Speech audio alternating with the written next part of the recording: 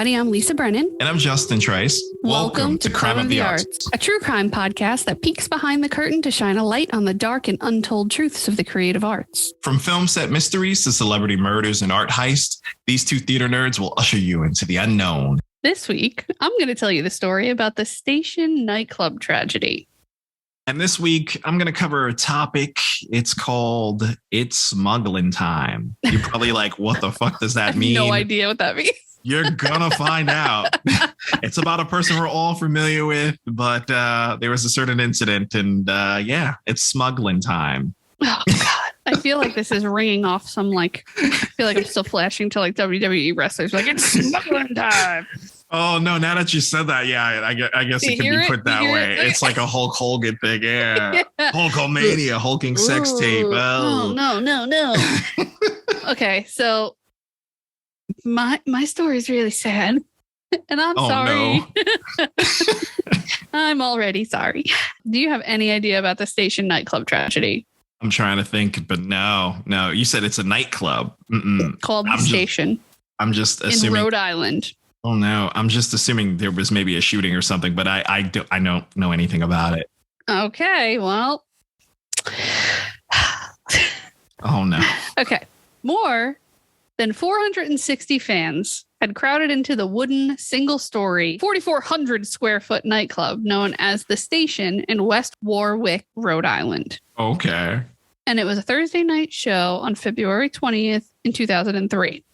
This nightclub was known specifically for heavy metal music, and that evening, the headliner was a band. Oh, shit. I'm sorry. I already know. Now I know what's happening. You know what I'm talking about? Go ahead. I got you. That evening, the headliner was a metal band named Great White. And just moments before 11 p.m., Great White came onto the stage with a high-energy opening number, accompanied by pyrotechnics to impress the crowd. And a fire started just as the band began their opening song. It was a 1991 Billboard mainstream rock hit called Desert Moon. And the pyrotechnics were set off by a tour manager named Daniel. I'm not going to say his name right. Beachel, Biechle. Oh, okay. And for the record, I don't know what this story is. I actually, the moment you were talking about club and a specific metal band, for some reason, my brain was going to Pantera. I thought I'm sure that'll be another story down the road. That will be another story. That's not this story. Wow. So now, once you said pyrotechnics and it being set off, I'm like, oh, what? So the pyrotechnics were set off and they ignited the quote unquote acoustic foam that was on the ceiling and the walls on both sides and above the drummer's alcove where the band was on stage. And they used a pyrotechnic called a gerb so that it set up to spray sparks. You know what I'm talking about. Yeah, we've seen it. Like the spark stream is like... Yeah, exactly. Comes down from the top of big concerts. So it's designed to spray sparks 15 feet. I mean, that's pretty fucking far when you think about a club. Yeah. I mean, most places are like 10-foot ceilings. So it sprays sparks 15 feet for 15 seconds. Two of the gerbs were at a 45-degree angle with the middle two pointing straight up. So it's four altogether. Oh, no. And the flanking gerbs became the principal cause of the fire, the ones that were aimed out. And reportedly, this tour manager had failed to secure any pyrotechnics permits. So there was no one to tell them, like, you can't use those in this building. So, like I said, the building had this like acoustic foam that was installed in two layers, and they're both highly flammable. The outer layer was called urethane foam, and that was on top of polyethylene foam. The latter being difficult to ignite, but releasing much more heat once ignited. Burning the polyurethane foam instantly develops opaque dark smoke, along with a deadly carbon monoxide and hydrogen cyanide gas. So this is what these people chose to put on the fucking walls of their nightclub. And both of these highly flammable, and together I would imagine it's very explosive, not counting the fucking poison that you just said was attached to that. So this is just going to be a cyanide mushroom when this ignites, I would imagine. So I have a few sources. They'll be in the notes, but one of them is actually the organization called NIST. They're I can't remember whether I have it later in the story, but they actually were brought in to do the investigation on the fire suppression and the pyrotechnics and all the things that went into this. Okay. And I have heard this story before. I've seen it on something. I think there was a 48 Hours episode. And so this nightclub is owned by two brothers. And the foam that we're talking about now was not intended to be used in this way. It's like an insulation foam rather than an acoustic foam. So they tried to like cut some corners and they had this shit sprayed on the walls and the ceiling rather than buying like actual acoustic foam that has fire retardants and all these other things in place. So inhaling the smoke only 2 to 3 times would cause rapid loss of consciousness and eventual death by internal suffocation. Internal. Oh my goodness. The blaze of this fire flashed over within 1 minute. And that flashover caused all of the combustible materials to begin burning. That's crazy. I just have this image in my head of the entire place, the walls, the roof, all of it just with that flashover. Yep. Exactly right. Like I think like gunpowder. You ever see them like light gunpowder to a bomb in a cartoon and it starts running? That's what it's like. Oh man, that's crazy. It's terrifying. This is why I don't leave my house.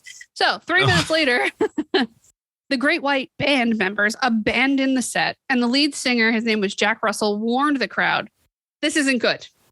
And the band dashed off the stage and were ushered out of the west exit by the stage just as the club's fire alarm started to go off.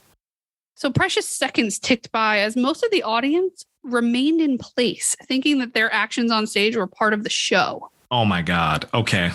So they're just standing there already, boom, confused. Like what? Probably what starting to inhale all of that. So instead of this guy saying, "Hey, get out, it's a fire," he just went, "This isn't good." And they all ran out. For many, the misunderstanding proved to be fatal. Chaos erupted when the intense black smoke started to engulf the club within minutes, limiting everyone's visibility. And the fire raced across the ceiling, just like we were saying, over the dance floor and towards the front doors. So the room is full of black smoke, the fire alarm is blaring, and although there are 4 possible exits, most people head for the front door that they entered through. And the ensuing crowd crushed into this narrow hallway that led to the exit and ended up becoming blocked completely and resulted in numerous deaths and injuries among the patrons and the staff of the station nightclub. Oh my goodness. A total of 462 people, to be exact, were in attendance that night, even though the nightclub's official licensing capacity was for 404. So you already are over capacity by 60-ish people. And then you have all these other factors that are going to cause something horrific like this to happen. Why don't you unpack that for a second? I'm just sitting here like, good God.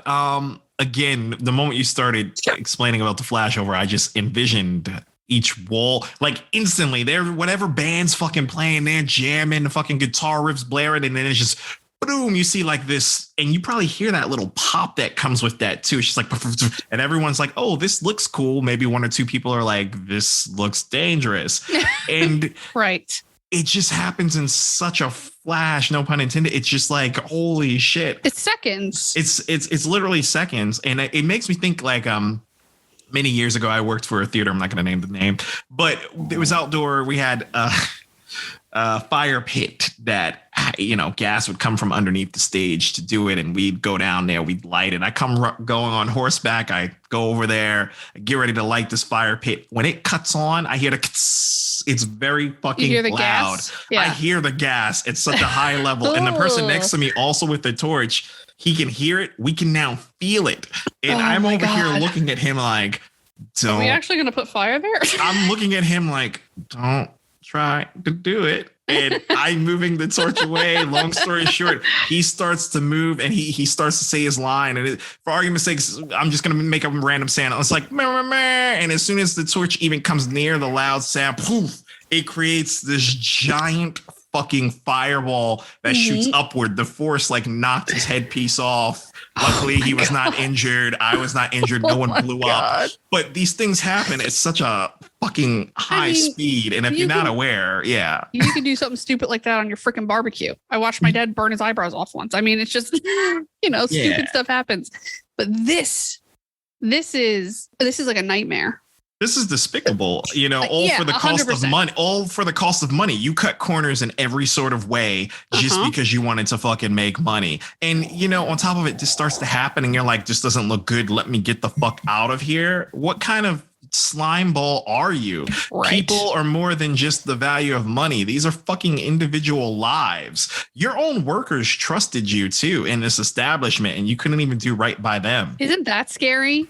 Yeah. Isn't that really scary? Like you go to work every day trusting that all of these things are right, that everyone has the right intention and the wherewithal to make good choices to keep you safe.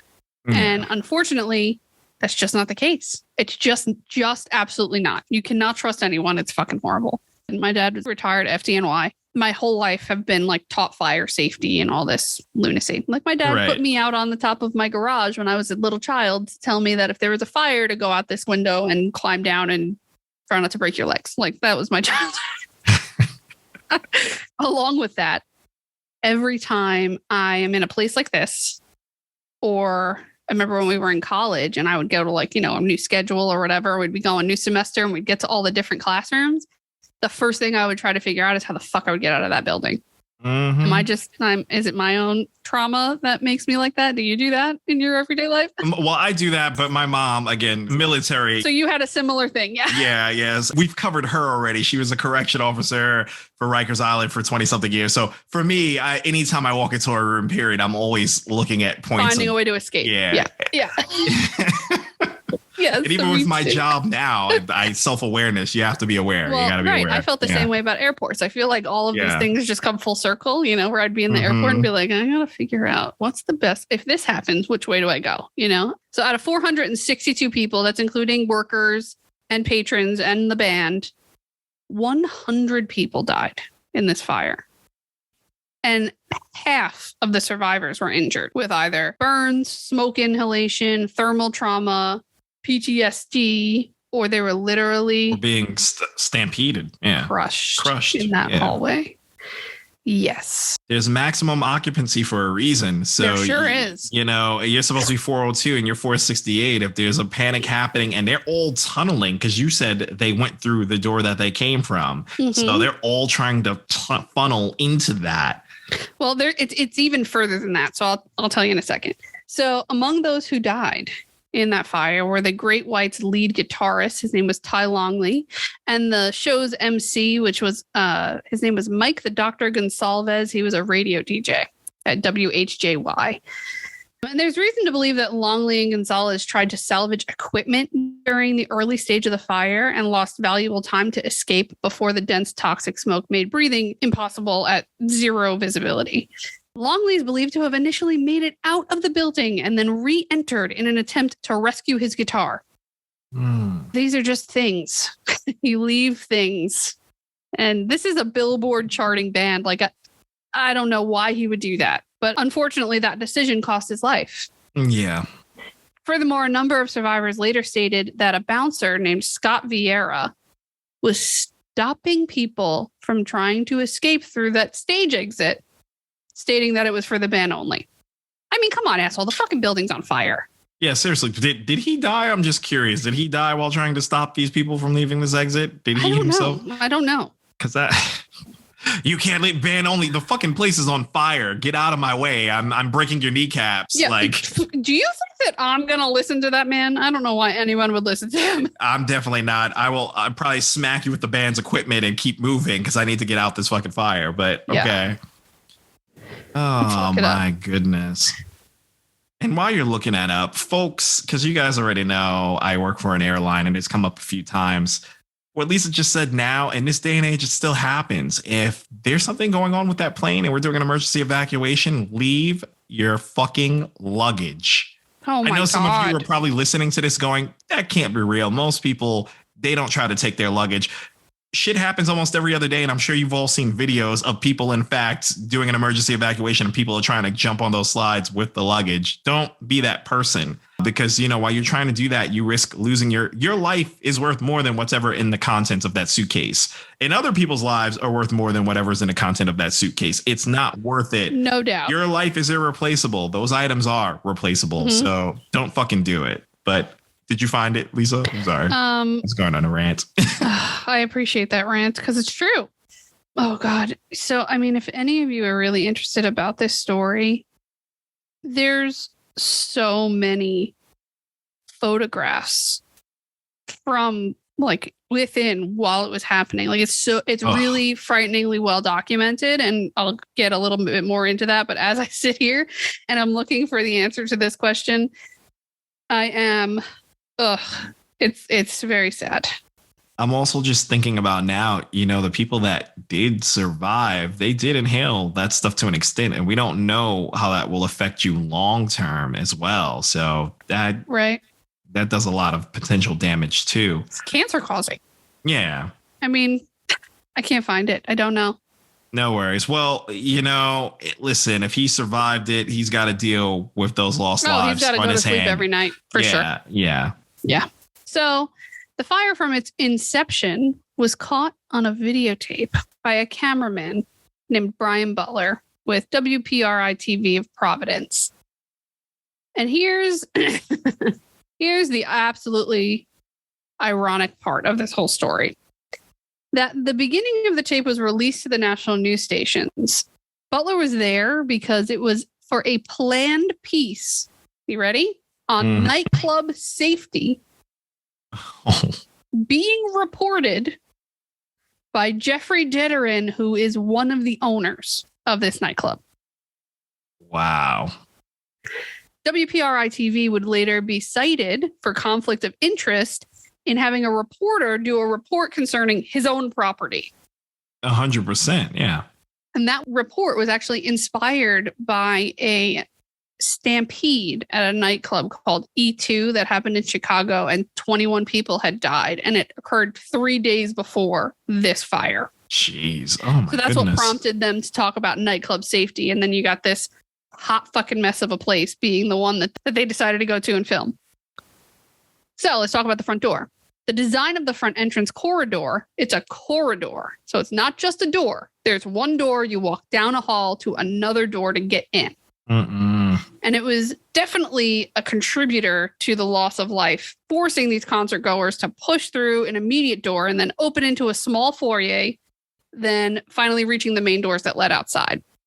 So the cramped hall was reportedly designed to prevent people from entering the club without a ticket. That was the idea. But it proved to be disastrous when the large panic crowd clogged it in a desperate attempt to escape this fire. Exactly. It's like the bottleneck effect because it's only one way in, one way out, and with doors, and you're already over capacity. So first of all, you already have an issue with doors to begin with when it comes to fires, with them egressing in the correct manner. Like doors should be opening out from the inside of buildings so that you can escape easier than having to pull a door towards you to leave. We had this bottlenecking effect along with these multiple sets of doors. So people stampeded into that area through entrances from the bar and the club. So there's two parts to this place. It actually used to be a restaurant. It was converted into this nightclub environment with a bar on one side and then this music venue sort of space on the other side of the building. So in the panic to get out, many fell and were trampled on, and the falling patrons jammed the main exit, trapping people behind them inside. And in the confusion, others fled blindly, just finding themselves trapped in places like bathrooms and closets with no means to escape. The three other exits were open and marked with lit signs in other parts of the club, but most people never even realized that they were there. And an exit near the stage was quickly eliminated because that fire spread around that door. Right. There's just multiple pieces to this that made it this tragedy. And a lot of those things could have been very avoidable. Yeah, I mean, most of them should have been avoided at all costs. I mean, even if we went as far as to have these pyrotechnics cause this fire, right? And the fire was at whatever level it was, things that have been made law and code should have protected people from this killing everyone. Mm-hmm. The building was actually built in 1946. And it had significantly aged and it had undergone several remodels and renovations when it changed hands over the years. But it was a wooden single-story structure, and the fire quickly overtook it. It took only 5 minutes for the unprotected building to be completely engulfed in flames. 5 minutes. Wow. The survivors developed PTSD as a result of the psychological trauma that comes with being caught in something like this. And by the time it was extinguished, the station nightclub fire had earned an unwanted place as one of the most deadliest fires in U.S. history, and the 4th deadliest fire in the U.S. and the 2nd deadliest in New England. It surpassed the 1942 Coconut Grove fire that resulted in 492 deaths. Jeez. So in that ironic twist of fate, the news team was on site and filming the story about the nightclub safety, and there's absolutely terrifying footage that shows exactly how all of these events unfolded during the fire. And think 5 minutes is like such a short period of time, you know, for 100 people to have died, for it to have affected 400 lives, and then to think about the lives that those extend from. I mean, you're talking about thousands and thousands of people that this affects. Exactly. In a very small community. I mean, it's Warwick, Rhode Island. It's not like this is people coming from all over the country, like horrible shooting that happened in Vegas. They just came out with that documentary, 11 Seconds. I have that on the list too. I'm going to do that story one of these days. This is not like that. This is just one community that's here to see this band, and it's detrimental. National Institute of Standards and Technology, NIST. That's what I was talking about earlier. NIST. They were the ones who were brought in to investigate the fire under the authority of the National Construction Safety Team Act. And they used computer simulations with FDS, which I don't know what that is. I probably should have looked that up. And a mock-up of the stage. Oh, it's they recreated the fire is what they did. And if you go on their website, if you Google station nightclub fire, you can see the video that they recreated of that foam and the whole thing, and you can see what that fire did. That's brutal. I don't know if I can watch it, but I can definitely picture right now how that worked out. What they did conclude, though, is that a fire sprinkler system would have contained the fire long enough for every single person to have exited safely.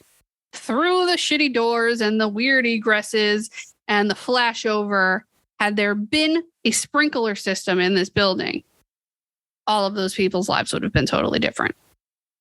That's just fucking tragic. Again, it's like you're cutting costs because you want more money. So because they were built in 1946, they were actually kind of grandfathered into this coding that they were exempt from sprinkler system requirements. So again, it's just like another broken system, not fucking working right. Why are we exempting people from needing to have fire safety? Like it doesn't even make any sense. So the building had actually undergone an occupancy change when it changed from a restaurant to a nightclub. So their number of people that were allowed to be in there was reevaluated. And this change technically dissolved the exemption from the law, a fact that West Warwick fire inspectors never noticed. So really, they weren't exempt. They were just not up to code. So on the night in question, the station was legally required to have sprinkler systems, but did not. An outcry over the event has sparked calls for the Fire Sprinkler Incentive Act, but those efforts have so far been stalled. So they're trying to get it to be a federal requirement. It's not, it's state regulated. So on December 9th, 2003, brothers Jeffrey and Michael Ditterin, the two owners of the station nightclub, and Daniel Beachel, the Great White's road manager at the time of the fire, were each charged. Do you want to guess what they were charged with? I mean, what's the year? I'm gonna guess. What's the year again with this? What's the year? 2003. 2003. So probably got a year, the 2 and half an hour's probation, I'm sure. Okay. They were charged, their official charges on the books were 200 counts of involuntary manslaughter, 2 per death, because they were indicted under 2 separate theories of the crime. So criminal negligent manslaughter resulting from a legal act in which the accused ignores the risks to others and someone is killed. So that's the one side of 100 charges of manslaughter. The other side is misdemeanor manslaughter resulting from a petty crime that causes a death. So the brothers pled not guilty to charges, while Beachel pled guilty. The Didarians also were fined $1.07 million. Whoa. Because they're the worst. And they didn't even carry workers' comp insurance for their employees, 4 of whom died in the fire. So their families got nothing. That's fucking bullshit. And they should have coughed up more than $1 million. I'll tell you that. Well, I'll get to what okay. What happens here. The first criminal trial that took place was against the Great White store manager, Daniel, who was only 26 years old at the time. So I kind of empathize with the idea of you just being a stupid 20-something-year-old. Like, this happened 2 years before, so he was 24. Right. I mean, we had a theater company when we were 24. I don't know that we did stupid shit, but I mean, there were plenty of people in that theater company with us who would have done stupid shit like this. 100%. Yes. Not. We were a little more on the mature side for 24. Well, we've always kind of been old people, just in younger old bodies. Souls, you and I. Old souls. But yes, at 24, I can see the argument made that Come on, maturity you know who I'm wise. thinking of? That's like, yeah, we'll put sparks on the side of the stage and be like, fire it off. I can see it. I see him right in my head. I see him. You know who I'm talking about. I plead the fifth on that. The fifth, not even the fifth, but the fifth. The whole fifth. Yeah. So yeah, I mean, the amount of guilt he probably had is unfathomable. The trial was scheduled to start May 1st, but because he went against his lawyer's advice and pled guilty to 100 counts of involuntary manslaughter in what he said was an effort to bring peace, and I want this to be over with. That was his quote. And I can respect that. I mean, trials are re-traumatizing for everyone, for the community, for the families of the injured and deceased. I think it's kind of an honorable thing to do, to not make everyone go through that. Right. And honestly, there was a whole statement. I didn't write it down because it was incredibly sad, but he apologized and he was very, very remorseful. And the prosecutor for the state asked that he be sentenced to 10 years in prison, which was the maximum allowed under the plea bargain, citing that massive loss of life in the fire and the need to send a message. Yeah. The families, though, on the other hand, were incredible. A lot of them were very forgiving, and what I'm about to tell you, what his sentencing ended up being, some of them were mad about it. So the Superior Court judge, his name is Judge Darrigan. He oversaw both of these trials, the Darrigan brothers and Daniel Beachell. And he sentenced Beachell to 15 years in prison with 4 to serve and 11 years suspended. Plus 3 years of probation for his role in the fire. And what he said is that the greatest sentence that can be imposed on you has been imposed on you by yourself. And under that sentence, with good behavior, he would be eligible for parole September 2007. Damn, so he'd be 29, close to 30 at that time? Yep. So the judge deemed him highly unlikely to ever reoffend. This is a tragic mistake, essentially, which was among the mitigating factors as to why the decision to impose that sentence came about. I don't think this guy's going to go back into a nightclub and set off anything that's going to cause some kind of destruction like this. I think this is one of those lesson learns thing. He's not, murdering people on purpose cognitively. Yeah, exactly. Or doing and selling drugs, and he's going to continue to do that over and over again to make money or whatever. I don't think he's going to do anything like that again, even though his sentence might be short. I mean, he's still going to be punishing himself for that for the rest of his life. Mm-hmm. But I can also see the flip side as to why some families were upset, because again, it is a loss of life, and it was a massive loss of life. There was 100 people, but I'm also torn because he did take responsibility. Right. The others did not. Justin's all about accountability, folks. Yes, yes. I'm always about accountability. So clearly it's the Virgo in me. But again, they didn't do that. He did. I'm not saying all is forgiven, but there's steps towards rehabilitation with him. It's gonna. It's redeemable. I can see it. It's redeemable. It's redeemable. He did end up being released in March 2008. So I'm just confused about the whole concept of we're going to give you 15 years, but we're going to pretend 11 of them don't exist and you just do 3 of them. Yeah, that's weird. I guess they did that in the event of like, if you go back to making clubs and scheming, then you know we can reinstate that. Yeah, and then okay, but fair enough. It's just it's all for show. Everything is fucking production. No, exactly. It's all for show. And that's probably also why the family was mad, because for argument's sake, if they just would have made the sentence 4 years and you're doing like 3 years of probation, like that's all cool. That's all there. But you did this whole, I'm giving you 15, but I'm suspending 11. Oh, to take my pinky to my lips like Dr. Evil. I'm going to deliver a very prolific message in my ending statement as a judge with the gavel. Yeah. So the sentence obviously drew mixed reactions in the courtroom, just like we're saying, and it's totally reasonable for everyone to feel however it is that they feel. Many families believe that the punishment was just, while others had hoped for a more severe sentence. Had it been me, I don't know that I would be this empathetic and be like, oh, he was just a kid making stupid choices, because really, boys, especially at 24, their brains are not developed. Yeah. But I mean, 3 years compared to the loss of my loved one seems like bullshit. Exactly. So, following Beechel's trial, the station's owners, Michael and Jeffrey Ditterin, were scheduled to receive separate trials individually. However, on the 21st of September 2006, same Supreme Court Judge Darrigan announced that the brothers had changed their pleas from not guilty to no contest, therefore avoiding a trial. So they couldn't even be like, yes, we'll take a guilty plea.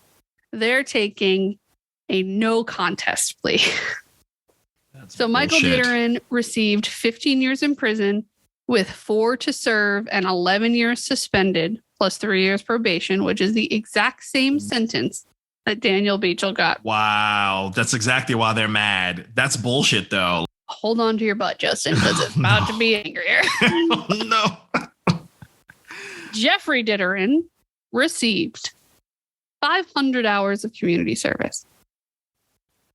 That was it. How did he get off like that?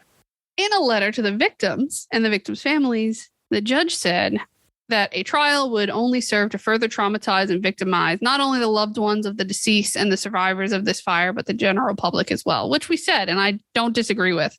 However, he added that the difference between the brothers' sentences is reflected by their respective involvement in the purchase and the installation of the flammable foam.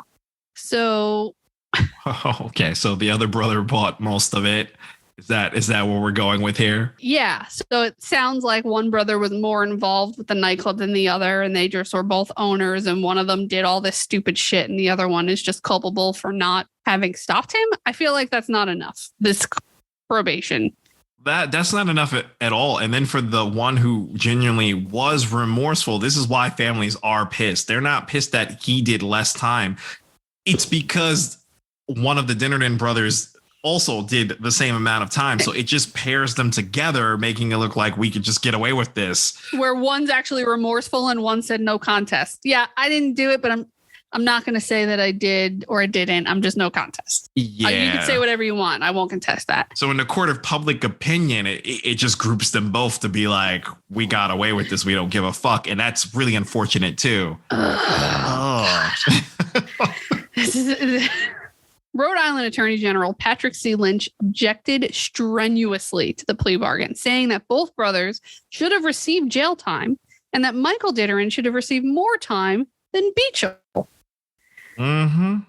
I mean, easily. Yeah. That is very, very obvious. And that feels like justice. Like, by giving them the same culpability, this man brought multiple patrons into his facility every night for God knows how long that shit was on the walls. And every night he knew that shit was flammable. Yeah, every fucking night. And he didn't care. Didn't care. Nope, didn't care. Didn't give a fuck. Didn't care. Didn't tell anyone. I don't know if I wrote it in here, but apparently there was some kind of back and forth where Daniel Beechel didn't get the permits to do the pyrotechnics, but he did discuss it with the Ditterin brothers and they approved it, that he was allowed to do it in their facility. And then they turned around and they were like, he didn't even ask us. Right? Who do you believe? Yeah. I don't believe these brothers for as far as I could throw them. I don't believe them. Again, Beechel you know, he pled guilty. He got the 15, really serving the 4, whatever. The Dinnerton brothers should have got, and I hate to be a dick about, actually, no, I don't hate to be it. I kind of relish in it. Bottom line, multiple lives were lost. Multiple, 100 lives were lost. There's so much more beyond that you have 230 people physically marred by scars. If there was any form of me that was going to be lenient on this asshole for going no contest, I'd be like, this is the mercy that I'm granting you. Instead of giving you, I don't know, 5 life sentences, even though it should be more, I'm only going to make you serve 1 fucking life sentence. How about that with the option of parole in 20 years? Like, that would have been my form. Justin's Twitch has looked, you guys. You can't see how mad he is, but he's fucking hella mad. That would have, yeah, because that would have been my form of justice. Like, listen, there's a difference between mistakes being made and naivety and just, I'm cutting corners and I don't give a fuck about the value of life. He didn't even care about his own workers. Yep. He didn't even have workers' compensation towards them. Which is illegal. All these things are illegal. That would have been my justice. I'm like, you're even resisting trial right now with this no contest shit. So let's just put the cards on the table. These are all of the life sentences you could have served. I'm only going to make you serve 1 life sentence. And motherfucker. And you would have been on, you would have had the option for parole hearing within 20 years. Right. That's my graciousness to you. But instead, he, in January of 2008, the parole board decided to grant Michael Ditterin an early release. And he was scheduled to be released from prison in September 2009, but was granted his release for June 2009 for good behavior. Yeah, I'm sure he was. And, my other beef with this, too, is, again, like you said, it's Warwick, Rhode Island. It's fucking small.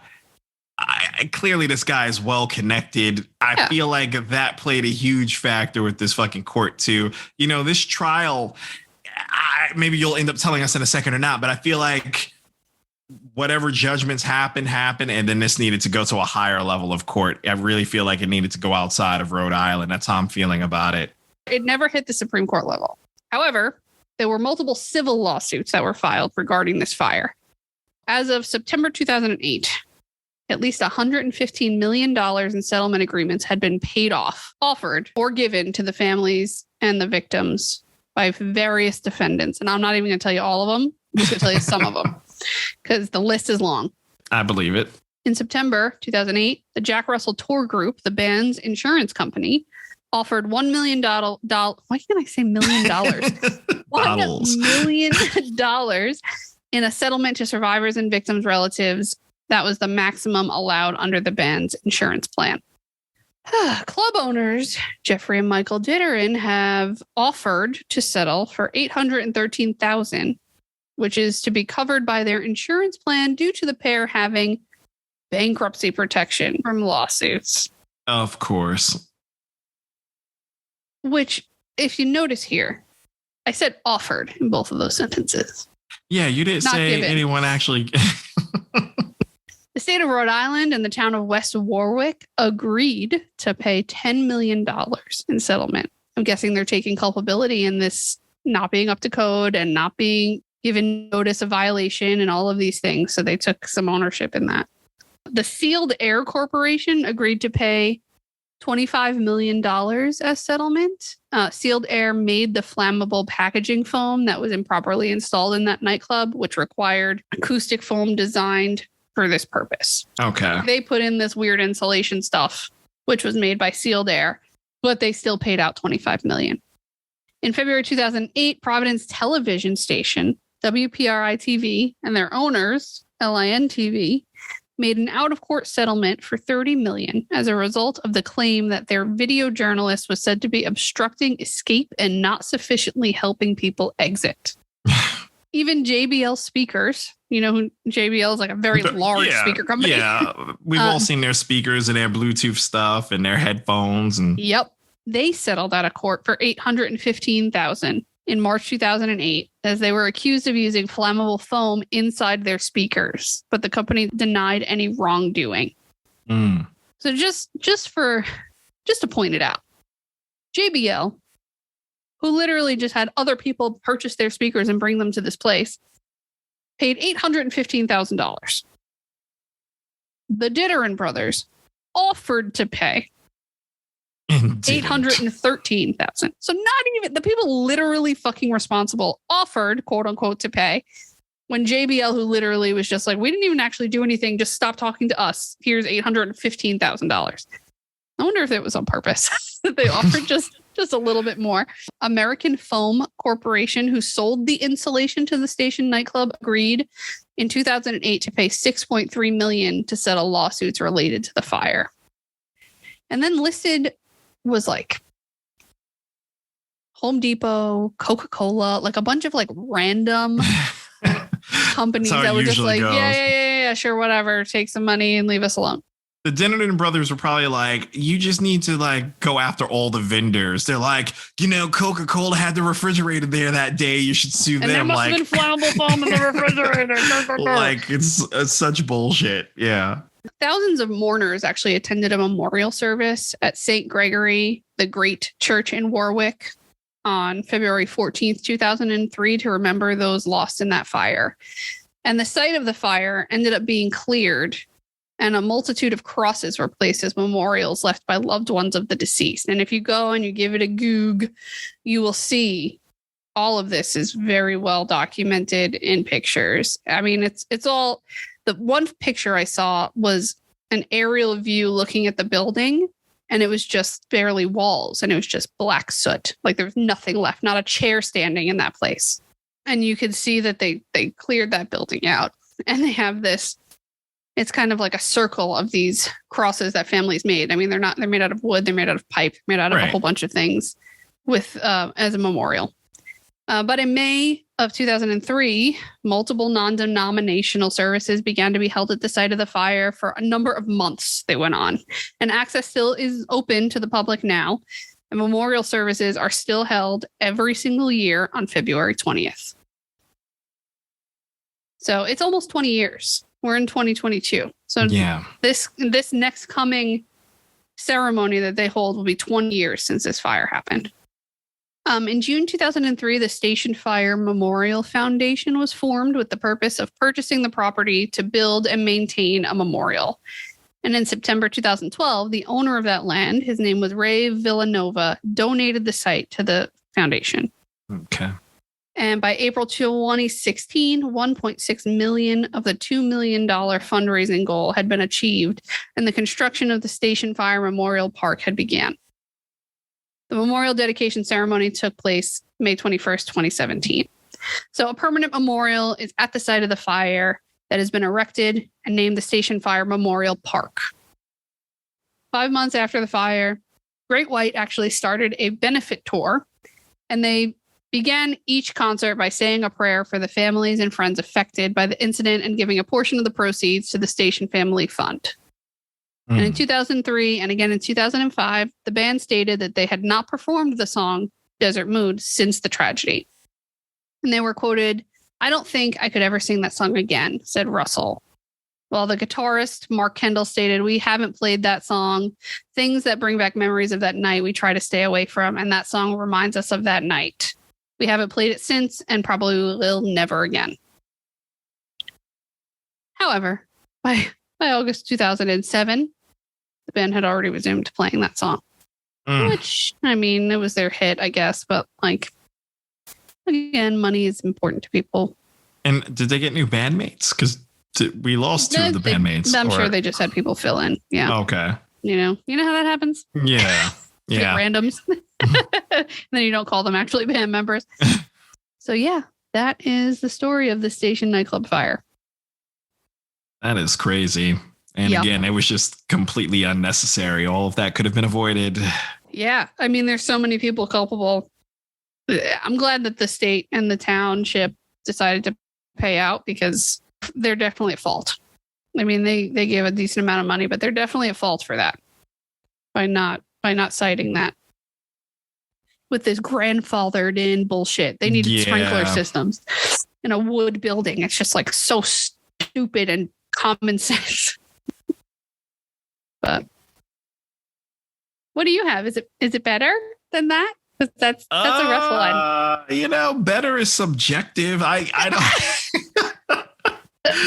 I guess it's technically a little bit better. I don't know. But we're gonna get into it. So I'm gonna talk about this guy that I know. I feel like some of us have met. What can I say? He's charismatic. He was funny. He's got a beautiful wife. He had 3 sons. One of them was like a heartthrob. And he's got the neighbor that you never really see, but he gives tons of wisdom. And he's great with his hands. You might have seen some of his work sometimes. And once upon a time, it's not like an infomercial, but it was like a show. It was called Tool Time with Tim the Tool Man Taylor. You're killing me. I'm like, where is he going with this? What was a heartthrob? you had me lost until you said his neighbor used to, who you could never see, give good advice. Caught me right there. So we're talking about Tim Allen. We are talking about the Tim Allen. Again, some of us know him from Home Improvement. We're going to go into what you might know him from. But yeah, my story today involves a little about his past. It's not sad. And what did you call this episode? What did you title it? Smugglin time. Smuggling time. Smuggle time. Which one's better? Smuggling, smuggle, whatever. Smuggling time. That's what we're doing. Smuggling time. Done. That's what we're titling that. Okay, so my husband and I have watched every single episode of Home Improvement as adults. It's a good show. It's a good show. I've even got, he's another one. We talked a little bit about him last week where he's like super red and says some stupid shit on Twitter, like Last Man Standing. I watched it. Not gonna lie. There's certainly parts in it where I'm just like cringing. Yeah. But it's still the same, pieces of Tim Allen that you love on some weird family sitcom. Yeah, I love him. I love Tim Allen. I mean, who doesn't? He's a great guy. Toy Story. I mean, exactly. He's classics. He's got all the classics. So for all of you new young listeners, and it hurts me every time that I have to say young listeners, but because we're not young, is that why? Yeah, because we're not young, and now I hit like the late 30s, so it's just weird transition for me. But I'm getting, the more I say it out loud, the easier it gets, or so I lie to myself about. Tell yourself whatever you need, buddy. So for those of you who don't know, for some reason, I mean, Tim Allen is a famous actor. He was a comedian first. Mm-hmm. Also, people know him as a voice actor. He rose to stardom in the 90s, and he quickly made himself into that household name we were just talking about, going all the way into the 2000s and beyond. Every Friday night. Yeah, like he owned it. For sure. Yes. He started out as a stand-up comedian and eventually became a regular at the Comedy Store in Los Angeles back in the 80s. Which was a prominent comedy venue for like up and coming comedians who would often go to have successful careers in entertainment. I have never seen his stand up. Have you ever seen his stand up? I actually had, like a few years ago, I looked into what his stand up was. I'm going to have to do that. It wasn't bad, and maybe I'll get flack for saying this. I felt like he was a more unfiltered Jerry Seinfeld, because he did slight observational comedy too a little before Seinfeld. But the thing is, like, he just kept it real. Like, he's going to cover everything from dating and everything else, but it's in that Tim Allen, like, charming way that he does. I'm going to have to look at it. I feel like it's probably something I would enjoy. Yeah, it's not bad. It's not bad. I'm not going to say he was like one of the greats, but it's not bad. It's like Jerry Seinfeld meets like George Carlin or something. I'll take it. Mix. Those are two good ones. So yeah, from that's how he was able to like become the actor we all know, and he got the leading hit. He got the leading role on Home Improvement, which ran throughout the 90s. And then he went on to land the roles that we all come to love, like Toy Story. He was voice of Buzz Lightyear. And then he was in the Santa Claus, which is that's one of my guilty pleasures. They're coming out with another one. Do you know that? I know. I saw that. I saw the pictures, Netflix. I was like, oh my goodness. I'm in for it. He did Wild Hogs, and he did the Shaggy Dog. And then, later on, he went to do, we were just talking about his new show, new-ish show. What was Last Man Standing? Last Man Standing. Thank you. It's weird because there's a comedy thing also known as Last Man Standing. So it just throws me off each time I hear it. But yeah, he ended up coming back with his sitcom career with Last Man Standing. And he like produces it himself. Exactly. Like he's like, I want to be back, so I'm gonna make my own TV show because I'm fucking Tim Allen. Well, it's crazy. Like that show got like canceled twice because initially it was a Fox show, it was canceled, then it went to another network, and it got So he's doing his thing with it.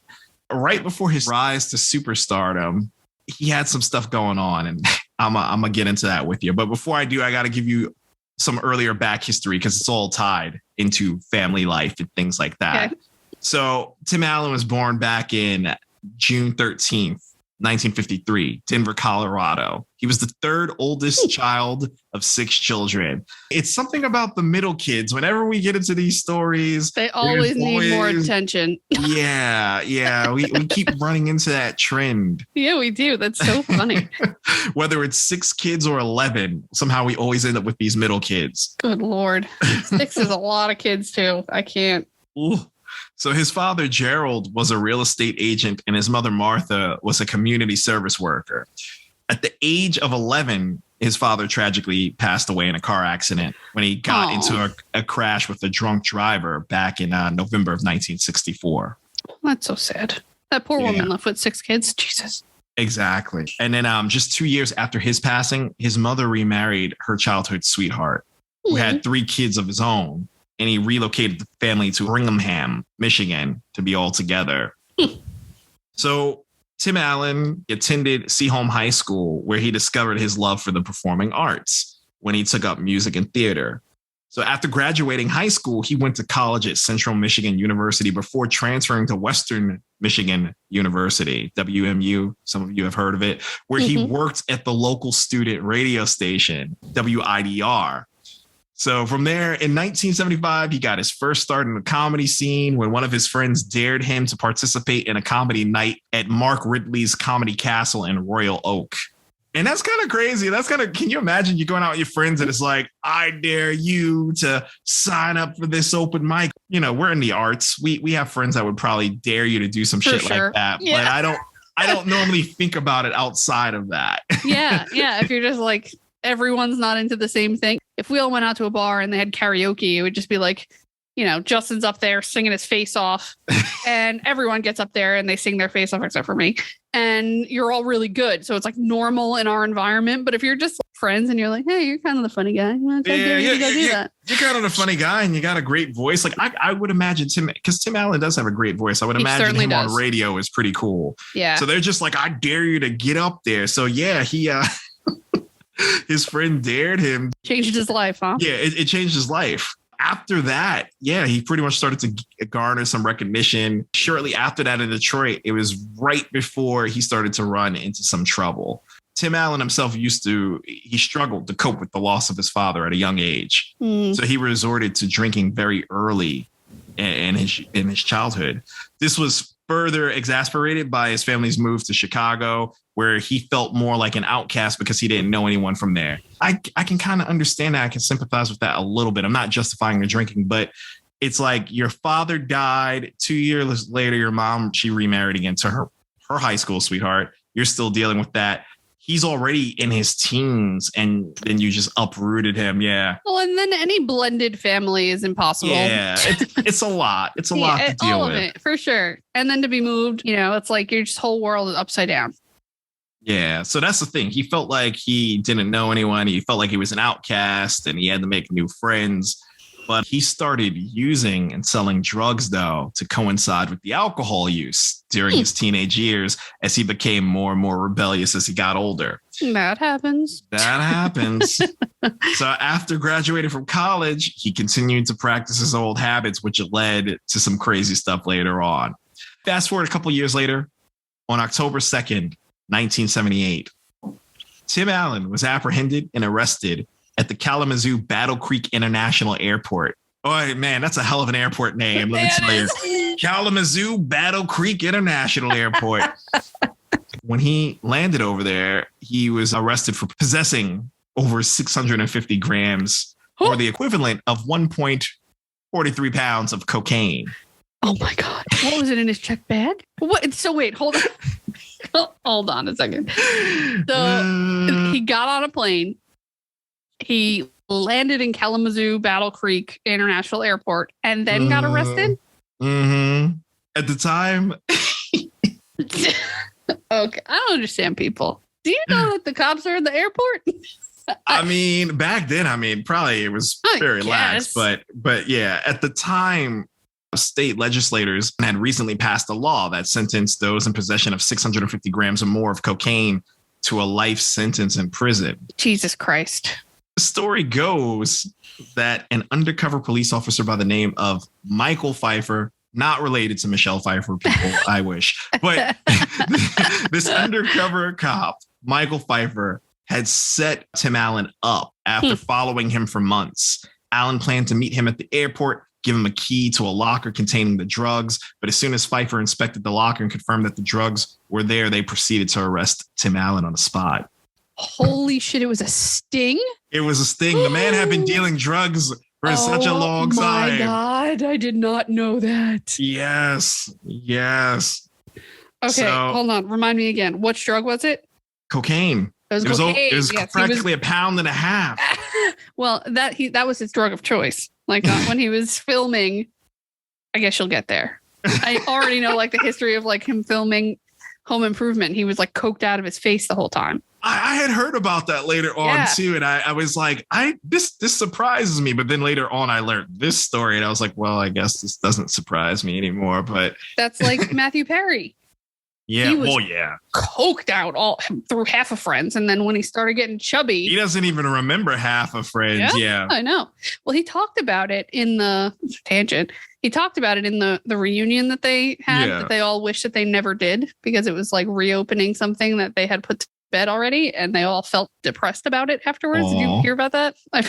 I feel their pain. Yeah, I did hear about that, but that's the thing. Yeah, his alcohol and cocaine abuse was so high, he doesn't even remember most of his glory years. And he talked about how his addiction would be fed by whether or not people laughed at his jokes every night. I remember seeing that.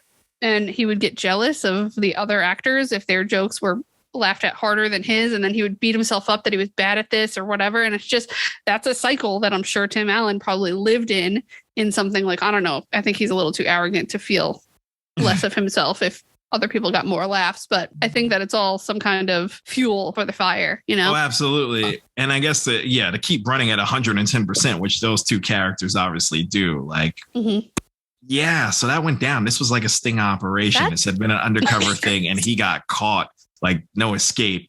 So I told you they had recently changed the law just months prior before this incident happened. So now anyone with over 650 grams could essentially face life in prison. So that was in the state of Michigan or okay.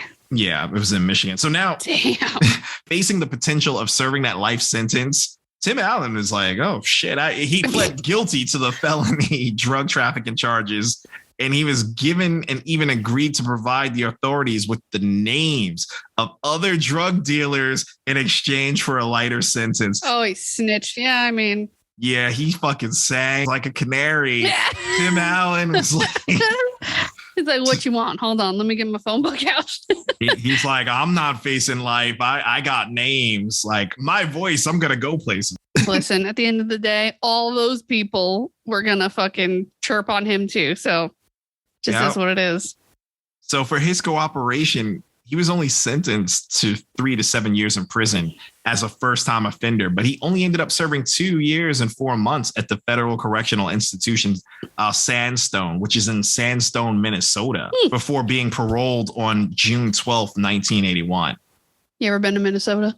I have, but not fucking Sandstone. No, I didn't think you'd been to the federal prison, but that place is cold. Yeah, it's always cold. So I imagine that prison was fucking cold because everything's made of stone outside of the fact that it's called sandstone. Yeah, stone and steel. So I would imagine it was very cold too. I feel like of all the states to go to prison in, you don't want to go to Minnesota probably. Definitely not. Their November's like below 20. I went there in like February and it snowed more than it had snowed in 14 years. But there I was getting all of the snow and it was so cold. Unlike anything else. Oh, I know. I've been there. Lake Minnetonka, all of that just being frozen over. That's the type of cold that gets into your bones. It's that Midwest cold. Yeah, it's that Midwest cold where I go there, and sometimes I have these layovers there during the wintertime, of course. And I wake up and I legitimately say to myself, like, I'm so grateful I don't have like any steel or any like lead pipe or anything in the head, because that also adds to that. And when I moved to the Midwest, when I lived in St. Louis, it's the same thing. It's that same cold. And New York is cold. Like we get -5, you get that feels like -15 and you're like, this is bullshit. But if you go to one of those places, it legitimately is -5. Oh, yeah. It feels like -25. Exactly. It's like a wet cold that goes all the way through every piece of your flesh to your bones. We don't get single digits here. I'm going to stay in Tennessee. Yeah, it must be nice. Must be nice. I flip my hair and say, y'all. I'm like in that second spring in Jersey where it's like one day 80, next day 40. Like I think that's just the whole global warmed world right now. True. But yeah, he got paroled June 12th of 1981. And because he was sentenced through the federal court system instead of the Michigan state courts, the new Michigan law did not apply. So he managed to sweet Jesus. Escape that. That's what allowed him to serve shorter sentences. So do we know what agency was the one tracking him? That shows how legit it was. I want to tell you it was FBI. I have to double check that. I mean, usually drug, firearm, and... I mean, that could be a form of narcotics within regular police department too. But the thing is, they were running that sting on him for some time though. Yeah, that's so crazy. That's not usually how those kinds of things happen. Definitely usually not. It's like you go try to buy like a bag of something from someone who sells drugs, and then you stick them. And that's your sting. It's not like getting a plane, go to a fucking another airport and go put it in a locker and give me a key. That's like insane. That's a really big... He must have been like a big time drug dealer. Yeah, he clearly knew people that was well connected. And you got to think about it. Like he played the game well because he already left it in that locker. But now what you're doing is you're flying out and then you're flying back in. So you could I guess you come back in, and he was supposed to go in a locker and just pick up the cash and drive home, and it didn't work out that way. They were fucking waiting for you. Oh my God. That's straight out of a movie. Yeah, whatever went down, it was at a high level. And clearly, again, that was federal court that sent him to Sandstone. So he was in some high water. So clearly he was a very successful drug dealer at that capacity. The intel that he provided in exchange for the shortened prison sentence contributed to the indictment of 20 people involved in the drug activities. Well, that's scary. Along with the conviction of 4 major drug dealers. This guy, again, he had 1.5 pounds of cocaine, and he had a whole system to give it to people. Clearly, he had a high-level supplier. Oh my God. 20 people? 20 people. Yo, I'd be terrified. Yeah. Terrified. That's fucking crazy. Did they give him any kind of protection, or they were just like, well, we didn't put you in jail. I guess that's good enough. Yeah, pretty much. Wow. Yeah, no witness protection. You may be dead, but whatever. I would have been watching my whole life. I probably would have been watching my back. Like, what the fuck? Anyone could come for me. But that's wild. All right. I'm just processing a young Tim Allen. And for the record, if you guys never knew about the story, please look up his mugshot, because I don't know it. I don't know it. I gotta go look it up right now. Hold on. Tim Allen back in the day was definitely that mugshot showed me. I was like, okay, he might be about that life for real. He might be about the drug cartel or some shit. Like Tim Allen looks like one of the buddies that was definitely like the third tier in the drug kingpin that was just delivering the stuff. He also looked like he didn't give a fuck. Like, I don't. Okay. First of all, this is very 70s. Yeah, 100%. The super 70s. He's got the duck butt hair, that like flops back and you comb it so that it all makes a duck's ass in the back.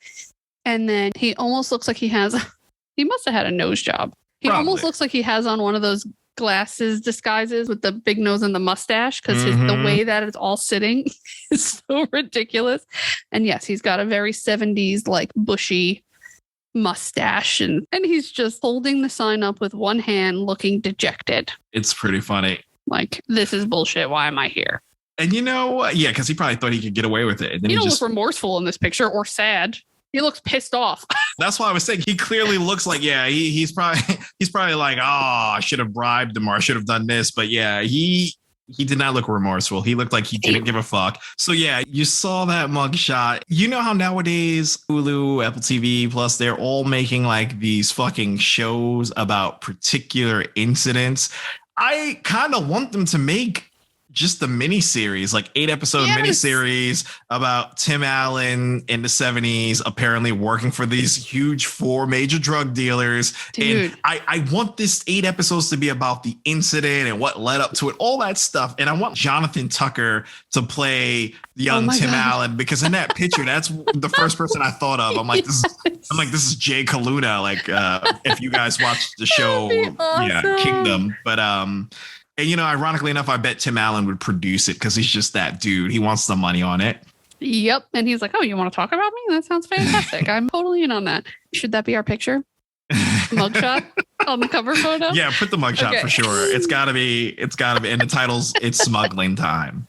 Like L-I-N, not even a G or something. Well, maybe add the Got G. it. Apostrophe. Yeah. Smugglin.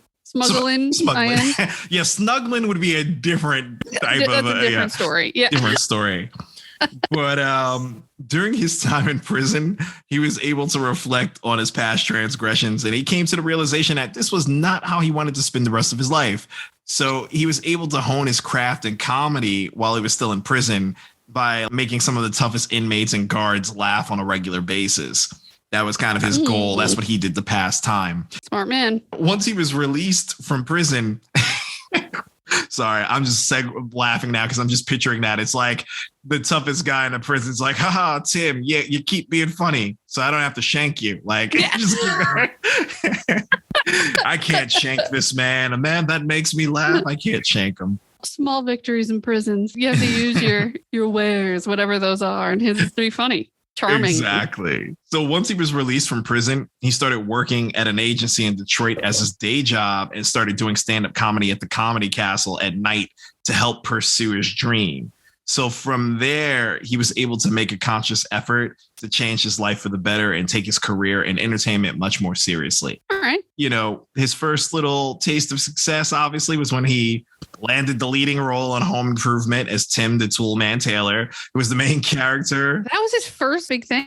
Yeah, that was his leading role for TV, yeah.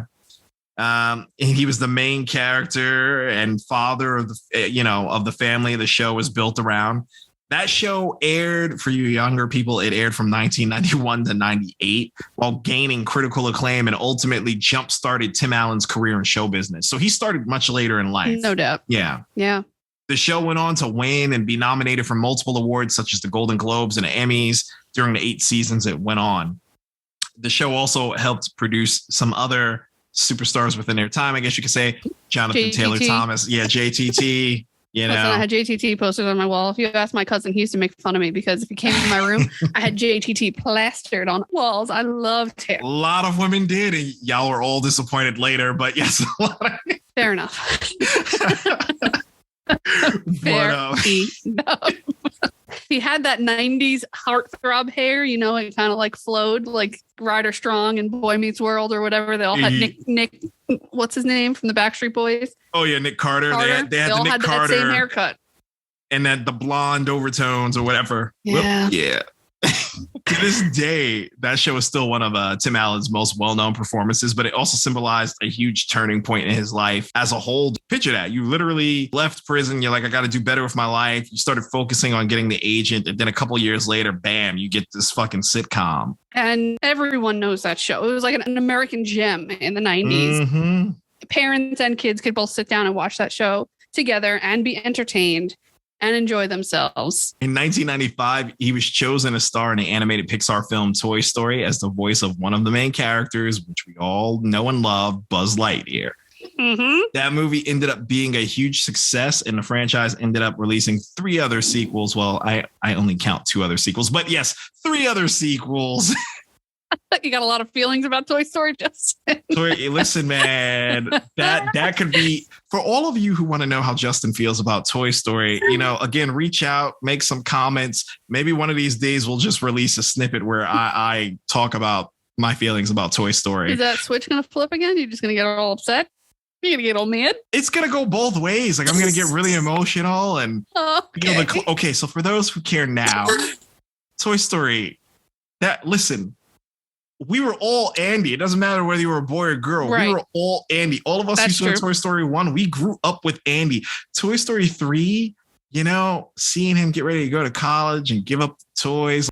For me, Toy Story 3 gave me closure. Even though I was already in my 20s by the time they finally released it, it gave me closure into that doorway of what childhood once was for me and accepting whatever. And then, you know, in my mind, again, we had closure. We didn't need more, but it was done. It was a trio. It was done. But then money is money and Disney is Disney. And we years later do a fucking Toy Story 4. And I'm like, what's the point in this? I'm like, Andy's story is wrapped. The child is now a man. Let's move on.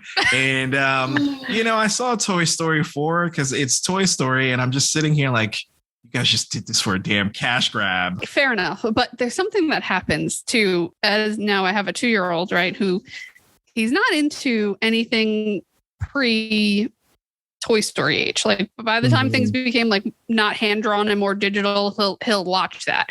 But 101 Dalmatians, for example, he's not interested in. So, but right now he's in love with cars, movie cars. Aww. And he's been for a year. My son loves cars, but cars in general. But then you put faces on them and you give them personalities and he's like losing his mind, right? And I think the first one came out in like the mid 2000s. Yeah. They just put out another series of episodes, like the beginning of September. That's crazy. So it's this generational drag where you get these kids who are like in love with something from 10 years ago. And it's timeless for whatever reason. Toy Story is exactly the same way. Like you said, all of us are Andy. And then now there's fucking Cars McDonald's toys that I'm like going to McDonald's. Like, can I buy all the toys that you have? Because I want to give them to my kid. Give me all the cars. Yeah, you know, and now they're putting another Cars movie out next year, and the last one they made was in 2017. It's nuts. But yeah, that one's not made for you. Exactly. It's not made for you, but I just wish it wasn't called Toy Story 4. Call it what you want to call it. That's my thought. Who hurt you, friend? Who hurt if any of you, we might have to post that on our social media. We'll do a poll. We'll be like, do you consider Toy Story 4 part of the other 3? Seriously, people, we love your comments. We love your emails. We love your reviews. Yes. Please be active. If we say some shit that's either funny to you or something you disagree with, let us know. Even if you tell us we're stupid idiots, I want to hear it right now. That's where I'm at. Put it on one of the platforms so everyone else talk to you about it. To see what other people are thinking. And we want you to react from there with other people as well. So just, give us your thoughts, comments, likes, just send all of that stuff to us. You know where to find us. Mm-hmm. He went on to appear in the other prominent Hollywood movies in the years, but today he continues to hold his reputation as, an award-winning actor and comedian, effectively putting his drug dealing incident behind him. Looking back at the events that took place before his rise to fame, it's fair to say that the trajectory of his life could have looked a lot different had he chosen a different path, had he not been given that second chance, had he not actively worked on himself to get that second chance. Had he not narked on everyone else. So I was about to say that too. Had he chosen not to cooperate with the authorities and provide them with the information that led to the arrest of these individuals, had he not narked, had he not been a snitch, that could be a whole other thing too. Tell us your thoughts on that. He could have easily fallen back into that lifestyle when he was released from prison, but he chose to pursue his passions instead, and he carved out a career for himself in the entertainment industry. So it's safe to say that he made the right decisions after going through the entire ordeal and was able to make something more positive out of his life after the mistakes he made in his younger days. Now, again, there's slight redemption there. Like he realized what he was doing. He tried to work to be better. It was a conscious effort for him to change. It was a conscious effort. I'm not saying the man is like fully perfect now and reformed. No, we told you he's certainly not. Tim Allen walks the fine line on Twitter is just like beyond outspoken sometimes. I don't know when Twitter got taken over by the boomers, but it did somewhere. Somewhere along the line, it went from get off your phone and stop typing these sentences to now that's all they fucking do. But he's not perfect, but you have to respect the fact that he did take the time to work on himself, take that accountability, which Lisa said it. I love saying it. He went on to do something for himself, and I respect. So, my thing is, the end of the day, everybody makes mistakes at some point in their life, no matter who they are or how famous they become. Sometimes those mistakes can be a result of past traumas or even bad decision making during a certain period of time in our lives. So regardless of the mistakes that were made in the past, it's important for us to understand that whatever events occurred in the past do not define us as current individuals, and that we're able to learn from those instances to become better people in the future. So as long as we use the lessons learned from those instances to improve our situation instead of falling back into those same mistakes, we can definitely continue to make positive changes to our lifestyle moving forward. And that's all I got. That's exactly how everyone should live their life. Seriously. The way you just described it. I completely agree. I love your roundups. They're also like inspirational. Yeah, I try. I know. I like to bring the room down sometimes, but well, it was a great story. I didn't. Okay, so I thought that I knew about him and like doing coke during filming or whatever, which we have no actual evidence of, but I did not know that story. That's ridiculous. When you look back at the history of the creative arts, it takes a lot of darkness to create the light the arts bring to the world. Thanks for joining us this week. And if you enjoyed our conversation, please subscribe wherever you listen to podcasts and go over to Apple Podcasts to rate and review. Please check out our sources listed in the episode notes. They're amazing. And you can find us on Facebook and Instagram and all of the social platforms at Crime of the Arts Podcast. We're looking forward to having you back next week. Until next time, peace out, everybody. Peace out, everybody.